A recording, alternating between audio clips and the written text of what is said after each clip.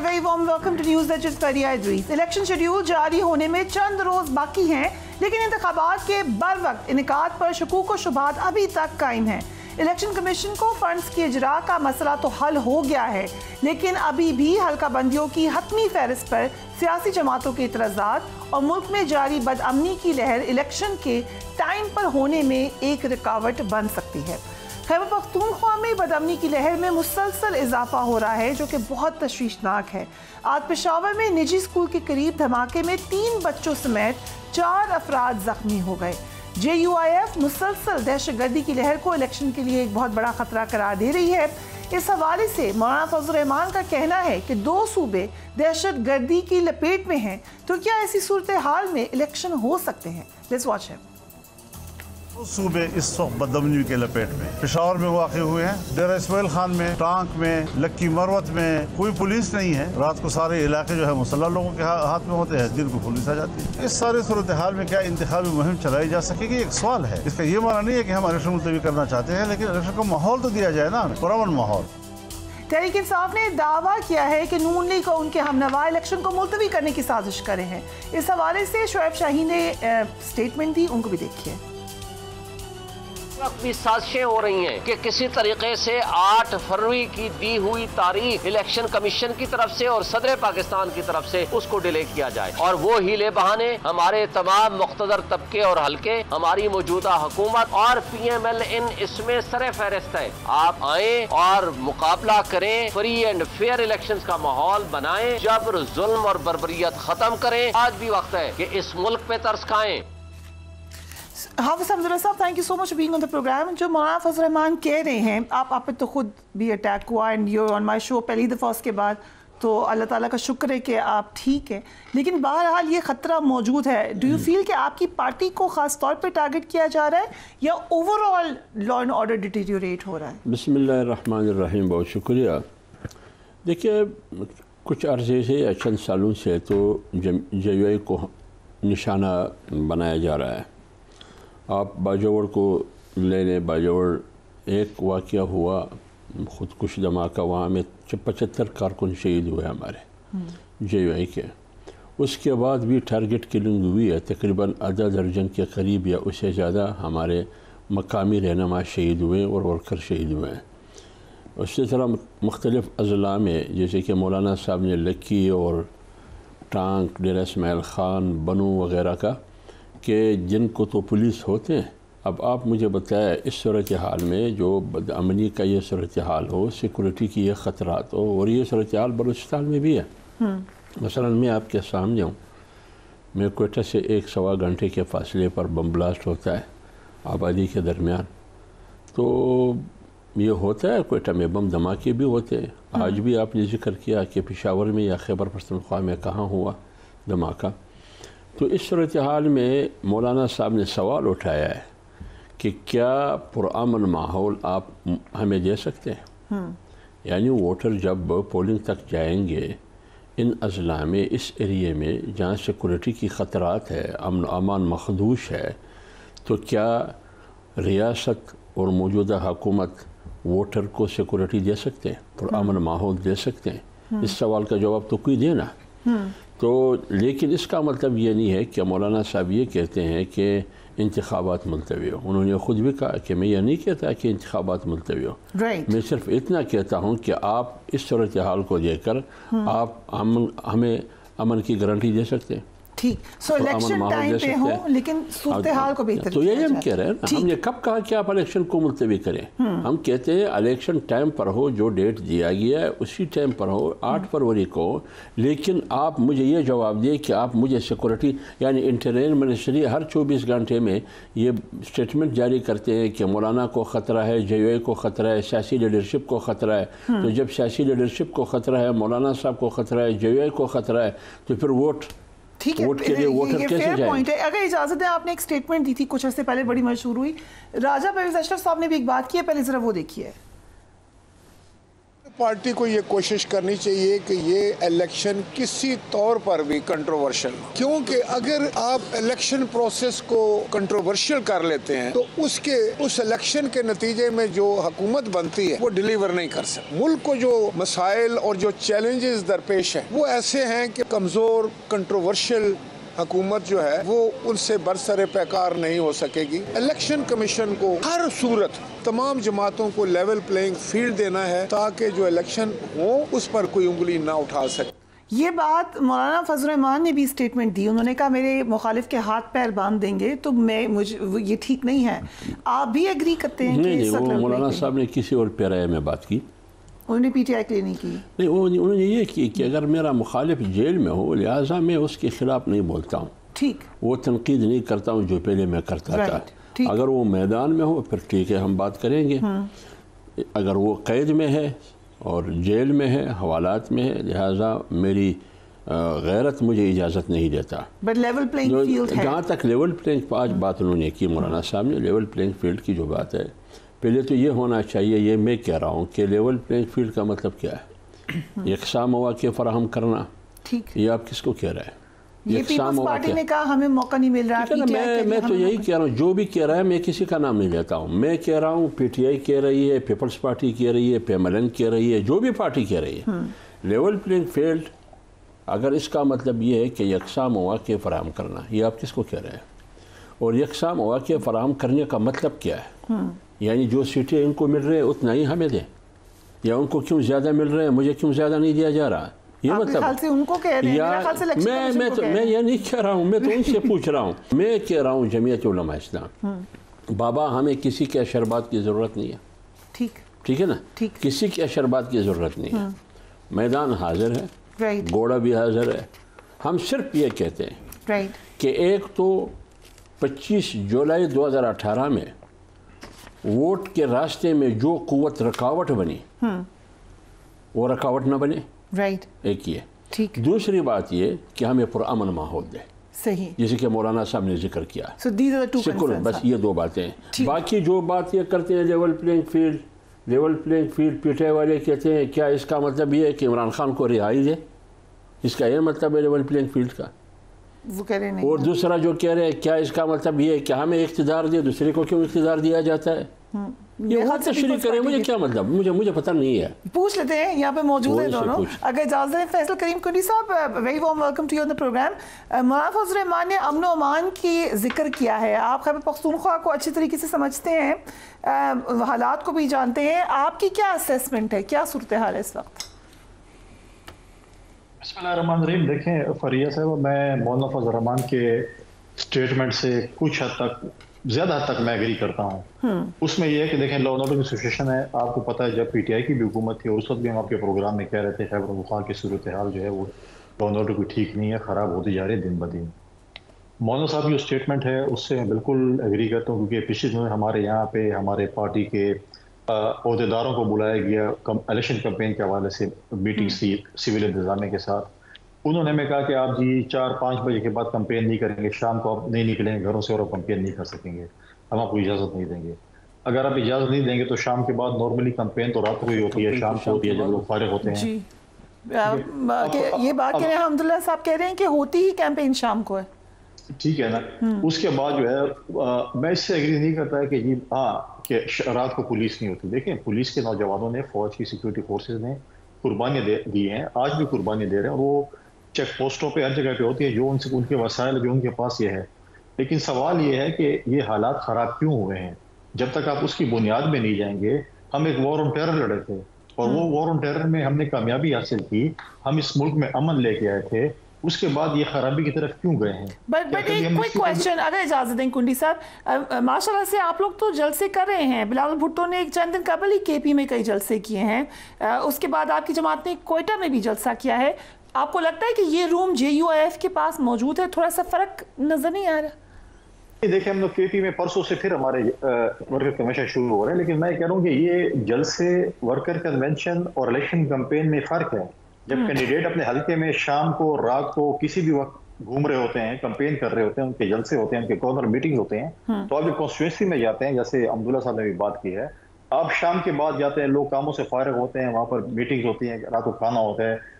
जो आप शहरी इलाके हैं उनमें रात को लेट आवर जो आपके कॉर्नर मीटिंग्स होती हैं, जलसे होते हैं, उस हवाले से ये चीज़ें हैं। लॉ एंड ऑर्डर सिचुएशन से मैं एग्री करता हूँ कि बिल्कुल लॉ एंड ऑर्डर सिचुएशन खराब है इस सूबे में। सिक्योरिटी फोर्सेस अपनी पूरी कोशिश कर रही हैं, पुलिस भी अपनी पूरी कोशिश करे कि अमन को बहाल करे। आज भी अगर आपने जो पेशावर की बात की, पुलिस वैन पे आज भी अटैक हुआ पेशावर में, तो लिहाजा ये चीज़ें अपनी जगह पे 2013 में भी हालात खराब थे, 2018 में भी खराब थे। 2018 के इलेक्शन में मेरे अपने हल्के में एक साबिक सूबाई वजीर खुदकुश धमाके में शहीद हुआ। आप देखें कि हारून बिलोर साहब शहीद हुए पेशावर में।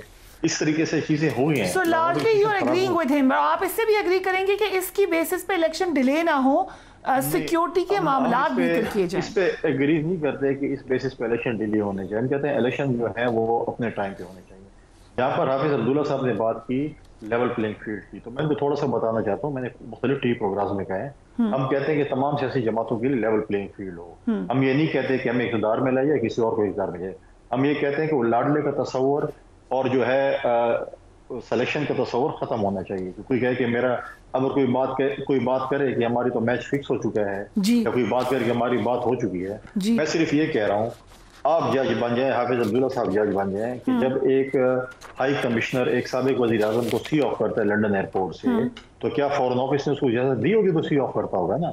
फिर यहाँ पर जो चीजें हमने पीटीआई के चेयरमैन के लिए गलत कही थी कि आप अदालत के बाहर अपनी दस्तखत क्यों कर रहे हैं, अपनी हाजिरी क्यों लगा रहे हैं, आपको अदालत में पेश होना चाहिए था। फिर दूसरी तरफ नवाज शरीफ साहब के फिंगरप्रिंट्स अगर स्टेट लॉन्च में लगाए जाए तो वो भी गलत था। वही बात जो कि आज फॉर्मर प्रेसिडेंट ने भी कहा, आसिफ ज़रदारी साहब ने भी ये बात कह दी है। एक बात अपनी करूं, जब लाहौर जाते हैं और उनकी वहाँ की इंतजामिया वहाँ के लिए उनको रिसीव करें या मरी में करें, जी कुन्नी साहब बात मुकम्मल कीजिए। मरी में करें तो वो चीज हम ये नहीं कहते कि गलत है, हम ये कहते हैं कि मुल्क में 5 और भी साबिक वजीर आजम घूम रहे हैं, ठीक है, उनके साथ भी अगर ये रवैया इख्तियार किया जा रहा है तो फिर तो ठीक है। अगर नहीं रवैया इख्तियार किया जा रहा है, क्योंकि अभी अब्दुल्ला साहब यहाँ पे मौजूद हैं, ये जो मैंने अभी प्रेस कॉन्फ्रेंस दिखाई है फॉर्मर स्पीकर की, उसमें उन्होंने ये बात भी कही है कि पीपल्स पार्टी पीएमएल अलायंस की गवर्नमेंट बना सकती हैं। कमर कारा साहब हमारे प्रोग्राम में मौजूद थे, उन्होंने भी ये बात कहा कि हम अलायंस की गवर्नमेंट बना सकते हैं। अगर ऐसा होता है तो आपके प्रेसिडेंट मौलाना फजल रहमान होंगे, जैसा कि हाफिज साहब ने कहा था। बात होती है इलेक्शन के बाद नंबर गेम है, नंबर गेम के बाद जो है वो देखेंगे किसके पास नंबर गेम ज्यादा है, तो उसके बाद मैंने नंबर गेम बता दी ना। अगर कंसेंसस के साथ आपकी बराबर आती हैं सीटें या अलायंस की गवर्नमेंट होती है जिससे पीटीएम थी, तो प्रेसिडेंट क्या मौलाना साहब पे इत्तेफाक हो जाएगा? वहां से फिर ज़रदारी साहब पे नहीं हो सकता इत्तेफाक। अभी क्लियर नहीं है, यू सेइंग कि कोई भी हो सकता है। देखिए हमारी तो पूरी ख्वाहिश है कि हमारे वजीर आजम जो है वो बिलावल भुट्टो ज़रदारी साहब हों और हमारे प्रेसिडेंट जो आसिफ अली ज़रदारी साहब हों। ठीक है। सो आई कम टू यू नाउ पंचोटा साहब, इस वक्त जो सूरत हाल लग रही है, लेवल प्लेइंग फील्ड के मामलात हैं, सिक्योरिटी के इश्यूज हैं, और आप लोग कह रहे हैं कि लोग शायद चाहते ही नहीं हैं कि इलेक्शन हो, बट ओवरऑल इस वक्त जो सूरत हाल है उसमें तो पीटीआई को सबसे ज़्यादा नहीं बेहतरी कि थोड़े इलेक्शन आगे हो जाएं। बहुत शुक्रिया जी, बड़ी नवाजिश। पहली बात तो ये है कि जब एक डेट जो है मुख्तस कर दी गई 8 फरवरी और सुप्रीम कोर्ट ने अपना हुक्म जारी करते हुए ये कहा कि अब कोई इस डेट के ऊपर बात ना करे कि इसके बाद इलेक्शन होंगे, तो मैं नहीं समझता कि कोई अगर ये बात करे कि सिक्योरिटी जो है ख़दशात हैं, या कोई ये कहे कि बर्फ़बारी जो है मुख्तलिफ़ इलाकों में होती है या फ़ंड्स नहीं है, तो ये बहाने आप ख़त्म कर देने चाहिए, क्योंकि ये बहाने कि आप वैसे ही कैंपेन नहीं कर सकते। जी और मैं ये कर सक रहे, सो मामला तो एक जैसा ही हो गया, चाहे सिक्योरिटी थ्रेट से ना कर सकें। मैं वही गुजारिश कर रहा हूँ ना कि ये बहाने ख़त्म करने चाहिए। ये बहाने पंजाब और केपी के हवाले से भी पहले हुकूमत जो वहाँ पर गैर आईनी अभी चल रही है उस हवाले से भी किए गए, और ये बात वफाक में भी की गई। तो ये बहाने जो है ना फ़ंड्स और सिक्योरिटी ये ख़त्म होने चाहिए। दूसरे नंबर पर बात यह है कि जो लेवल प्लेइंग फील्ड की बात कर रहे हैं ना जी, हम हमेशा ये कहते हैं कि कोई ये कहता है कि लेवल प्लेइंग फील्ड दी जाए, कोई ये कहता है कि फ़ील्ड तो मैसर है, अब आप आगे फील्ड के अंदर उतरें, और कोई ये कह रहा है कि हमें फील्ड दी जाए ताकि हम कम से कम उतर तो सकें। हम जो है ना, ये तीसरा जो मैंने जुमला कहा है कि फ़ील्ड हमें तो दी नहीं जा रही। लेवल प्लेइंग फील्ड की भी जो बात कर रहे हैं ना, वो ये कह रहे हैं कि आप एक जमात को उसके केसेस जो है ख़त्म करवा के उनको रेड कारपेट, उनकी बेलें, हाई कोर्ट का अमला, CCPO सलूट, उनको फंड जारी, ये ना किया जाए। जो हमारे साथ फॉर एग्जाम्पल पीपल्स पार्टी बात करती है कि जो हमारे साथ फॉर एग्जाम्पल इलेक्शन कमीशन का जो रवैया है या जो है निगरान हुकूमत का जो रवैया है, ऐसे ही इनके साथ भी किया जाए, इन्हें प्रोटोकॉल ना दिए जाए। मैं हमदुल्ला साहब की बात नहीं कर रहा, जो आज़ाद राई साहब ने कहा, उन्होंने कहा साबिक तरीके सरबराह तरीके इंसाफ के बाद अब नवाज शरीफ लाडले बन चुके हैं, अवाम लाडलों को नहीं अपने मुंतखब नुमाइंदों को पसंद करते हैं। देखिए, अगर वाली बात करें, मैं वही गुजारिश करूँ, अगर अवाम पसंद करती होती किसी और को तो नवाज शरीफ साहब इमरान खान को जेल में डालकर अपने केसेस ख़त्म करवा के PTI को क्रैश करके ना आते, बल्कि वो उस वक्त कह देते जब हुकूमतों का टाइम ख़त्म हो चुका था, सूबों में भी और वफाक में भी। लेकिन उन्होंने कभी ये बात नहीं की, कभी उन्होंने नहीं कहा कि हम दरख्वास्त लेकर जा रहे हैं मुकर्रर वक्त के ऊपर, अगर असम्बली अपनी मुद्दत पूरी करती है तो 60 डे के अंदर इलेक्शन होने होते हैं, और अगर पहले टूटती है तो फिर आपको पता है कि 90 डेज़ के अंदर इलेक्शन होने होते हैं। लेकिन ऐसा दोनों जो है वो नहीं किया गया। अब बात यह है कि यहाँ पर जो फील्ड की बात की जाए ना, हम फील्ड क्या मांग रहे हैं? हम ये कह रहे हैं कि हमारे कोई भी पॉलिटिकल लीडर अगर जनाजे में जाता है तो पुलिस वहाँ पर पहुँच जाती है, लोगों को घरों से अगवा कर लिया जाता है। तो कर रहे हैं कन्वेंशन। मरवत साहब ने जो आपकी पार्टी में मरवत साहब ने जो न्यूज़ थी है जी, वो एक पार्टी को चेंज करना वो एक अलग मामला है, क्योंकि फील्ड की बात की जा रही है। सुना है काउंसलर लेवल के जो भी थे इलेक्शन थे उसमें वो काफ़ी तनकीद करते थे PTI पे, करते होंगे। बात अब यहाँ पर हो रही है फील्ड के हवाले से, तो अगर मरवत साहब भी गए हैं तो उनके ऊपर बेशुमार दर्जनों FIRs कर दी गई हैं, और अगर देखा जाए तो करक के अंदर गोलियां बरसाई गई, और 1-2 जगहों के ऊपर इसी तरह से जलसा किया गया जहाँ पर 3 कारकुनान के ऊपर सीधे फायर जो है उनको लगे हैं, और मुख्तलिफ जो है हमारे कारकुनान ज़ख्मी भी हुए हैं, शेलिंग की गई है।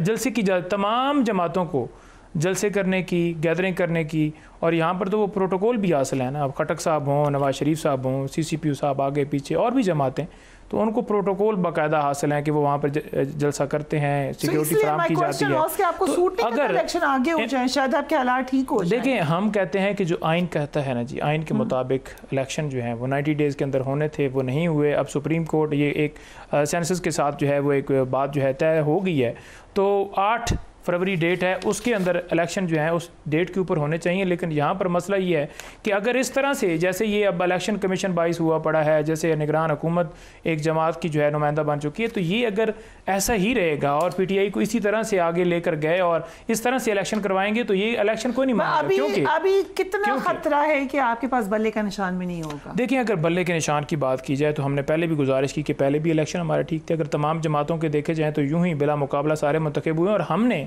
प्रोसेस किया है 2022 में भी और अब भी। ये बात गलत है कि हमने पहले बताया नहीं, ये जानबूझकर कैंपेन की जा रही है कि इनके ऊपर ये किया जाए कि इन्होंने कोई, भाई कैसे धांधली। हमने तो ओपनली कहा कि पेशावर के अंदर ये मुकाम है, ये उम्मीदवार हैं, और अगर इजाजत दे सब कभी अकबर एस बाबर साहब को प्लान किया जाता है। सुनाना चाहिए, लेट्स वॉच के उन्होंने इतराज उठाए क्या है। Let's watch Akbar S Babar.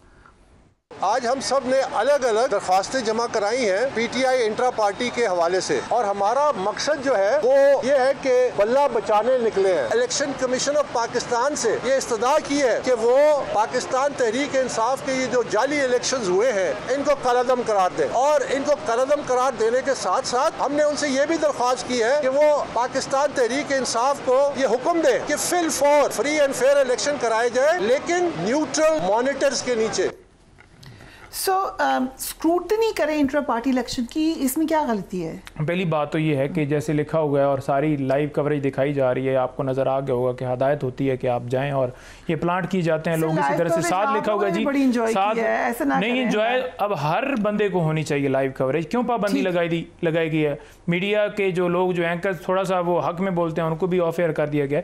बात यह है कि बानी रुकन जो लिखवा रहे हैं ये मुझे ये बताएं। पहली बात तो ये है कि ये बानी रुकन है ही नहीं, उन रुकन में शामिल ही नहीं है, ठीक है जी। दूसरी बात यह है कि इनको पार्टी से निकाल दिया गया क्योंकि इन्होंने पाकिस्तान तहरीक इंसाफ की सब मान लिया, लेकिन तीसरी बात ये है कि मुझे इसमें क्या खराबी है? जो बात करें, लेट्स लीव इट कि कौन कर रहा है, ठीक है, लेकिन जो वो बात करें कि स्क्रूटनाइज करें, वो बात करें, सबकी बात करें। हमने दोबारा इलेक्शन करवाए हैं, इन सब के नोटिफिकेशन मैंने देखे हैं, इन्होंने किसी को नहीं बताया।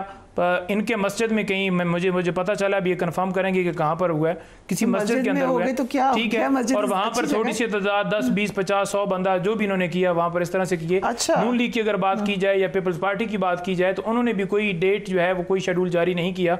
डॉन न्यूज़ ने नून लीग के हवाले से लिखा था कि एक दिन पहले उन्होंने लिखा था कि कल के बारे में एक्सपेक्टेशन है कि इनके इलेक्शन होने जा रहे हैं। पीपल्स पार्टी की बात की जाए तो उन्होंने भी किसी जगह के ऊपर नहीं बताया कि जनाब ये शेड्यूल है हमारा, या जो प्रोसेस जो भी हमसे क्लेम किया जा रहा है कि आपने नहीं करवाया, हमने तो फिर भी तमाम कहने के ऊपर ये इनकी बदनीति थी कि खान साहब को साइड पर करने के लिए इनके इलेक्शन से बेहतर कराया आपने, क्योंकि एक जनरल परसेप्शन तो है कि जमात इस्लामी के अलावा कोई ठीक इलेक्शन नहीं। मैं वही कह रहा हूँ कि इन सब ने बिल्कुल जो है जो हमारे ऊपर कहा जा रहा है उस तरह से इन्होंने इलेक्शन करवाए और हमने प्रोसेस जो है फॉलो किया है। राइट, इन सब के चेक किए जाएं, इनके ठीक नहीं। ठीक है, ये पॉइंट ठीक है हाफिज साहब, ये बात तो फिर ये ठीक करें। हामिद खान साहब ने भी आज यही बात की कि भाई सबके इलेक्शन चेक कर लें, और अगर इलेक्शन कमीशन ने लिया सख्त स्टांस तो फिर तो सबके इलेक्शन क्वेश्चन होने जा रहे हैं। देखिए फर्क बात ये है, इसलिए कहा कि अगर एक मस्जिद में 50-100 आदमी बैठ के वो जमीयत उलमा इस्लाम की इलेक्शन या सिलेक्शन हो रहे हैं, पंचोता साहब ने कहा आप गए थे हमारे इलेक्शन में, आप आए?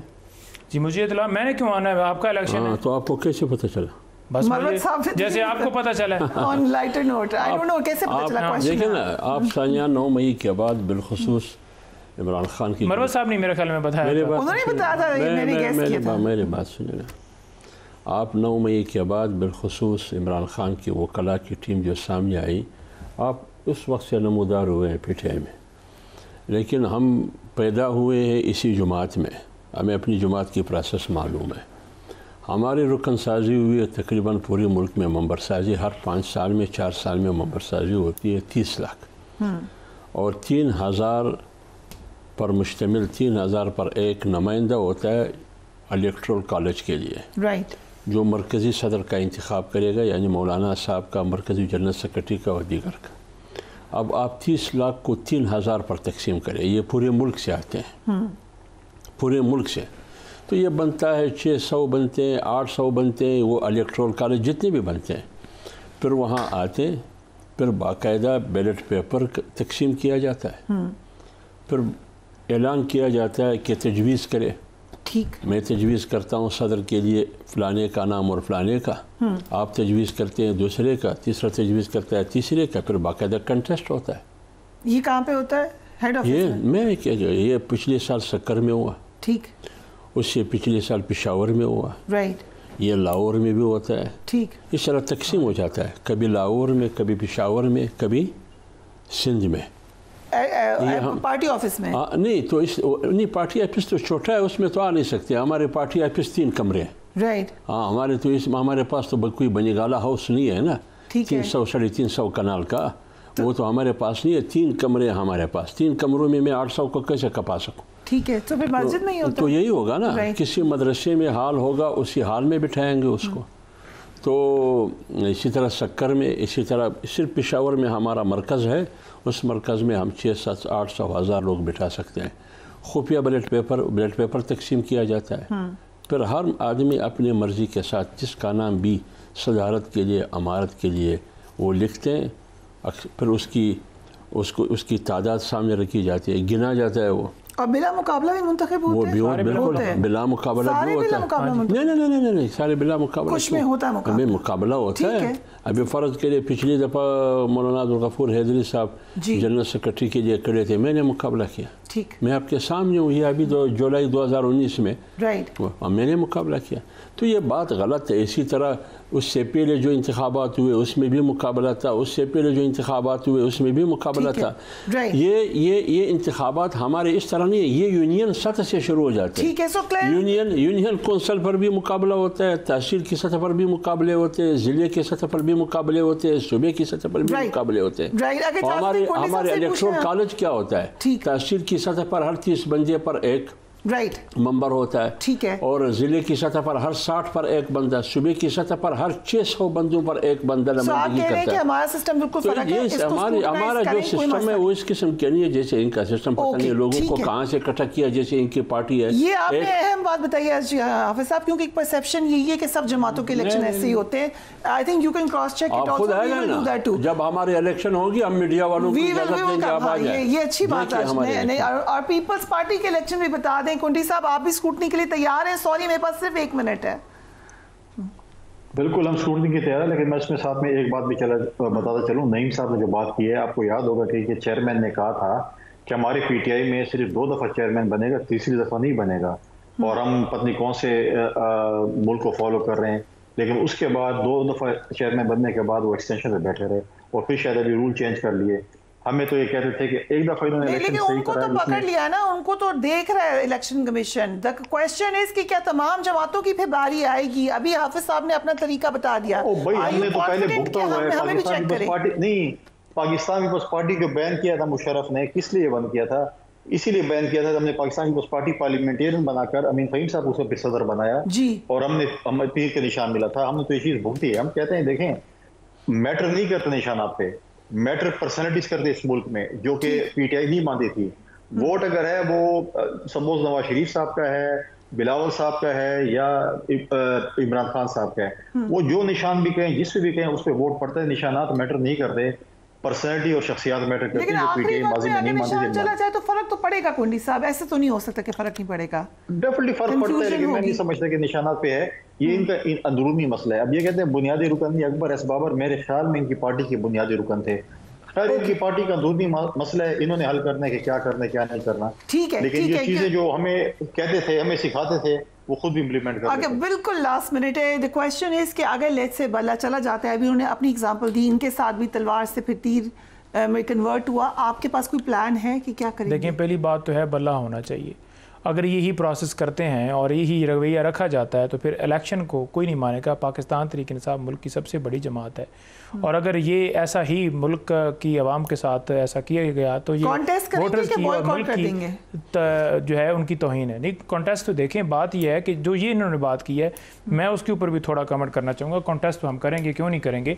बात कर रहे हैं कि हमने इस तरह से प्रोसेस करवाया, तो आपने कहीं किसी मीडिया के ऊपर, सोशल मीडिया के ऊपर, किसी जगह के ऊपर देखा? इसको क्रॉस चेक नहीं देखा ना। तो मैंने नोटिफिकेशन इनका भी देखा है, उनका भी देखा है। इन्होंने बिला मुकाबले इमरान खान ने मरूसी सियासत को खत्म किया है। उसने ऐसे बंदे को बनाया है जो उनका भाई, उनका बेटा, उनका रिश्तेदार नहीं है। अनफॉर्चुनेटली सियासी जमातों में रहे हैं, ये बात भी एक अनफॉर्चुनेट हकीकत है कि ये भी रखे कि 1960 से लेकर आज तक एक पहली दफा ये हुआ है। राइट, और सिर्फ थैंक यू जेंटलमैन। अनफॉर्चुनेटली वक्त बिल्कुल खत्म हो गया। Do take care of yourself. अभी हम ब्रेक पे जा रहे हैं, we will be right back.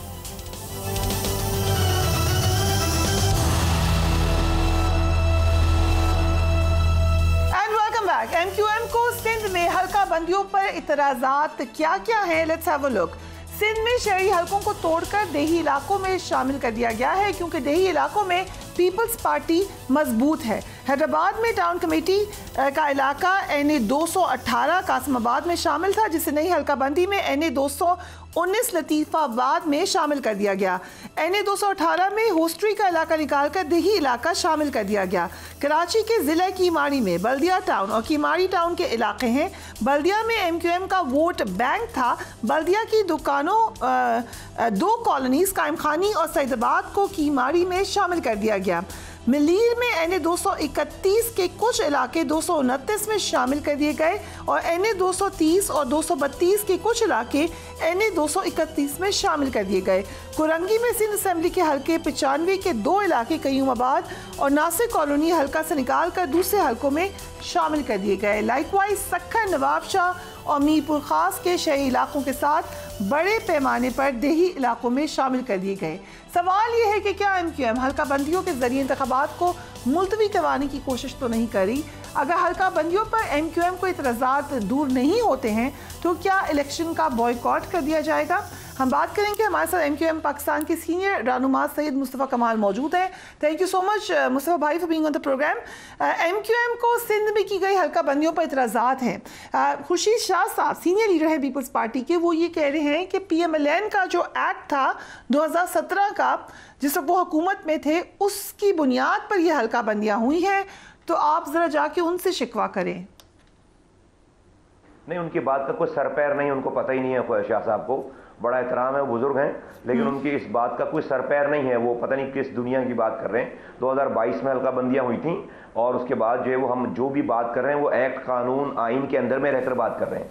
Issue ये है कि इनके यहाँ पर 2 लोग लगे हुए हैं पीपल्स पार्टी के। एक इनका चीफ इलेक्शन कमिश्नर यहाँ सूबे में लगा हुआ है, एजाज चौहान, और दूसरे जो निसार दुर्रानी हैं वो उनके मेंबर हैं, पीपल्स पार्टी के घर के लोग हैं, बाय बर्थ ये पीपल्स पार्टी के वर्कर है। और 1 साल पहले जो लोकल गवर्नमेंट के इलेक्शन हुए सिंध में, उसका जो हशर हुआ है आपने खुद देखा है। अगले दिन सुबह ही इलेक्शन कमिश्नर सैक होकर गिरफ्तार हो जाना चाहिए था। वही बंदा भी सिंध में इलेक्शन कराएगा तो क्या इलेक्शन होंगे। तो इसलिए पीपल्स पार्टी के सारे एतराज़ात जो है वो जो कि नाजायज थे मान लिए गए। हमारे जो 11 से लेकर 13 एतराज़ात थे वो रद्द कर दिए गए। एक भी एतराज़ जायज़ एतराज़ात को नहीं माना गया। तो जो हमने रिक्वेस्ट की है, जो भी हमने एतराज़ात जमा कराए वो आइन, कानून और इलेक्शन कमीशन के रूल के मुताबिक जमा कराएं। मुस्तफ़ा साहब, फारूक सिद्दीकी, खालिद महबूब सिद्दीकी साहब ने एक स्टेटमेंट दी है। वो कह रहे हैं कि पीपल्स पार्टी का, लेट मी कोट, बहता हुआ पैसा शायद इलेक्शन कमीशन तक भी आ गया है। No, that's a serious charge. देखिए, पीपल्स पार्टी तो बेसिकली 100% जो इलेक्शन लड़ना नहीं आता उन्हें इलेक्शन खरीदना आता है। वो जो हजारों अरब रुपए कमाते हैं उसमें से चंद 100 अरब रुपए वो इलेक्शन पे खर्च करने के लिए रखते हैं। उन्होंने अपने लोग लगाए हुए हैं, उनके अफसरान उनके, लोग उनके, पुलिस उनकी, इलेक्शन कमिश्नर प्रोविंशियल उनका, मेंबर उनके, और उसके बाद उनके पास हजारों अरब है। 22,000 अरब रुपए से इनमें खर्च हुए हैं। वो क्या खर्च हुए हैं क्या? वो इनकी जेबों में गए हैं। उसमें से चंद 100 अरब रुपए इस वक्त इलेक्शन में लग रहे हैं। तो वो इलेक्शन कोई काम तो कोई ऐसा किया नहीं है कि इलेक्शन जीतेंगे, अपने काम बताएंगे। तो बेसिकली उनको इलेक्शन खरीदना आता है। एक हर जगह जहां जा रहे हैं वहां पर लोगों को नई मोटरसाइकिलें निकलवा कर दे रहे हैं, वर्कर को, पोलिंग एजेंट्स को नई मोटरसाइकिलें निकलवा के दे रहे हैं। अभी आप मालूम करेंगी तो पता चलेगा कि ये जो बाइक बनाने वाली फैक्ट्रियां हैं उसको सबसे ज़्यादा ऑर्डर जो है वो पीपल्स पार्टी ने दे रखे हैं नई मोटरसाइकिल खरीदने के लिए। वो लोगों का पैसा उन्हीं का लूटा हुआ, हजारों अरब, उसमें से चंद 100 अरब रुपए लोगों को जब दे देंगे तो जो बेज़मीर लोग हैं बड़े खुश हो जाएंगे कि उनको वो मोटरसाइकिल मिल गई, उनको कोई पैसे मिल गए, उनको और कुछ चीज़ें मरात हो गई। उसके एवज वो पीपल्स पार्टी को के लिए काम करेंगे और काम कर रहे हैं, और उसके बाद 5 सालों तक फिर उन्हीं को पीपल्स पार्टी। ठीक है, ओके। MQM अकेली नहीं है, नून लीग को भी इतराज़ात हैं, JUIF को भी हल्का बंदियों के साथ इलेक्शन कमीशन सिंध पर इतराज़ात हैं। आप लोगों की आपस में कोई बातचीत हुई है, कोई स्ट्रैटेजी बनाई है आपने इस पर? जी, यही बात है जो मैं आपसे कह रहा हूँ, जो मैंने आपसे अर्ज की है। तमाम JUI की, PMLN की, GDA की, ANP की, सबकी जो है वो यही खदशात हैं, यही कंसर्न है और यही गुजारिशात। सो कल जब मुलाकात हुई आपके वफ्द की इलेक्शन कमीशन से, क्या बात की आपने? देखिए, यकीन दहानी तो सारी बहुत पॉजिटिव है, लेकिन हम अमल देखना चाहते हैं और बातों से निकलकर अगर वो हमारी बात वर्बली मान रहे हैं तो उसको वो सारी बातें जो मानी हैं वो फैसलों में भी नजर आनी चाहिए। सो लेट्स से आपकी बात नहीं सुनी जाती, हल्का बंदियां जो हैं वो इसी तरीके से रहती हैं। आज हम देखे थे PTI के अली खान साहब ने भी इतराज़ किया हुआ है। आपकी स्ट्रैटेजी क्या होगी, लाएअमल क्या होगी? आप बॉयकॉट कर देंगे इलेक्शन का जैसे कि आपने बल्दियाती इंतखाबात का किया था? MQM का एक भी कारकुन अगर जिंदा होगा तो हम बॉयकॉट नहीं करेंगे। सांसें चल रही होंगी तो बॉयकॉट नहीं करेंगे इंशाअल्लाह ताला। कोई बॉयकॉट नहीं है। Gone are the days.